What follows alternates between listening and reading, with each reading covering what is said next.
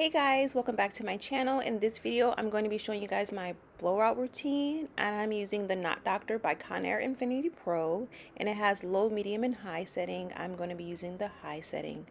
So per usual, I'm starting off on wash, deep conditioned, and detangled hair, and I've already applied the Kenra blowout spray. And so I've sectioned my hair in these 4 sections, and I'm going to do 2-part sections per section. Now, most importantly, when you do this or if you decide to blow your hair out, you start out at the roots so that it won't start to dry your bottom hair.